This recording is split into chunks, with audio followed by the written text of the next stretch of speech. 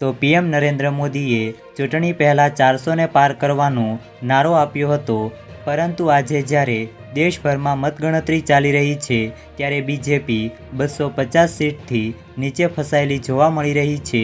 આવી સ્થિતિમાં ભાજપ એકલા હાથે સરકાર બનાવી શકશે નહીં અને તેને 272ના આંકડા સુધી પહોંચવા માટે સાથી પક્ષોની જરૂર પડશે। લોકસભા ચૂંટણીમાં અત્યાર સુધીના ટ્રેન્ડ મુજબ એનડીએ અને ઇન્ડિયા ગઠબંધન વચ્ચે જબરદસ્ત મુકાબલો છે। આ બધા વચ્ચે ભાજપ અને કોંગ્રેસે સરકાર બનાવવાના પ્રયાસો તેજ કરી દીધા છે। કોંગ્રેસે આંધ્રપ્રદેશમાં ટીડીપી અને બિહારમાં જેડીયુનો સંપર્ક કર્યો છે। આ બંને પક્ષો એનડીએમાં ભાજપના સહયોગી છે। જો આ બંને પક્ષ એનડીએમાંથી બહાર આવશે તો ભાજપ બહુમતીથી દૂર રહેશે।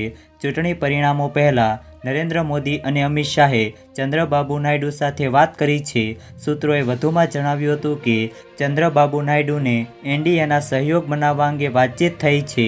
પીએમ મોદી અને ગૃહમંત્રી અમિત શાહે એવા સમયે ચંદ્રબાબુ નાયડુ સાથે વાત કરી જ્યારે કોંગ્રેસ નેતૃત્વએ થોડા સમય પહેલાં તેમનો સંપર્ક કર્યો હતો।